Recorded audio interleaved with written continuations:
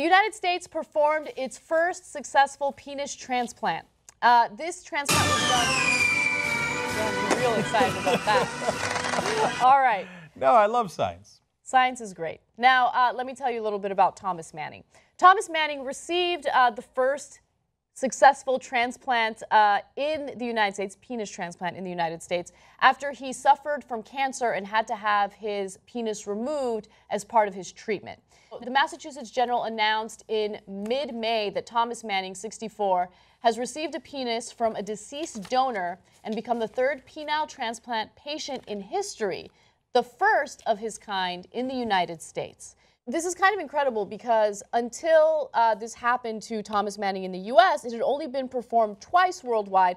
One of these patients asked the doctor to actually remove the organ a few days later, because he was having a hard time adjusting to it. Nothing went wrong with the surgery. Everything was working well. I believe that was in China.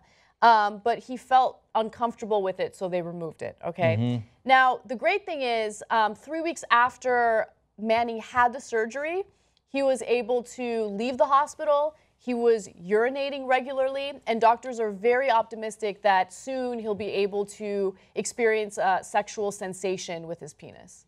So the penis transplant is obviously not to be taken lightly, and it's for extreme circumstances, cancer survivor, horrible accident.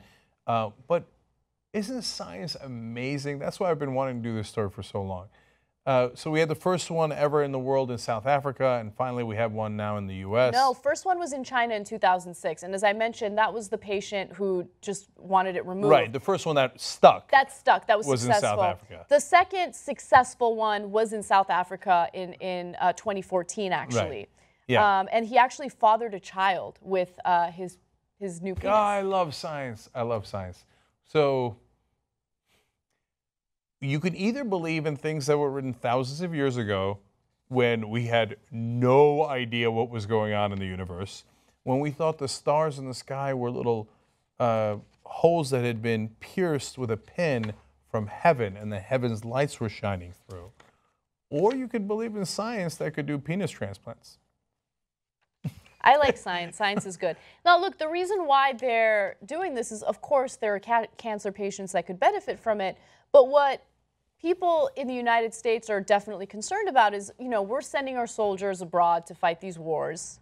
Regardless of what you think of these wars, they do suffer terrible injuries. A lot of them do suffer, injuries to their penis. And so these doctors want to ensure that there is a safe method for them to get a transplant should that happen to them. And so it's interesting because usually when these stories come up, whether it's facial transplants, penis transplants, they always talk about the soldiers. And that's because the soldiers are the ones that go abroad and they have the most to lose. They put themselves in the most risk. But there are all sorts of people that suffer from all sorts of conditions that lead to them, needing reconstruction. And so it makes me happy that it not only is going to benefit our soldiers as we, improve these methods, it's going to benefit everyone. Yeah, if that motivates them to find, answers to the problems that a lot of people have, that's fantastic.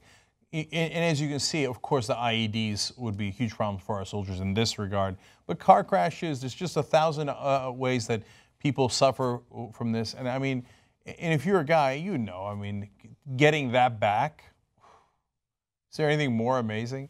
Look, I'll just needlessly tell you one quick personal story. I had a pretty serious skin disease many years ago. And if I had had that disease in the 1950s or 60s, there was no cure for it. And so I would have died. And my doctor told me, like, when they taught him, because he's a little bit older doctor, they taught him when he was in medical school. So if you saw a single row of skin cells in the microscope, as he did for me, they called that the row of tombstones because you were looking at dead men. Okay, jeez. So now I'm totally fine because #science. And first they came up with a solution that allowed you to live, but it had a lot of downsides, right, and consequences, etc. Then they came up with a little bit better solution that mitigated the downsides. Now the solutions are even better, so almost everybody survives it. Yeah. So all those people, and that's one disease. There's hundreds of those. So as we get depressed about the state of the world and the wars and all the things that are going wrong, there is one force working on our behalf. It's science, and it has saved countless lives. And in this case, quality of life, obviously, for these people. And ironically, I'll say, thank God for it.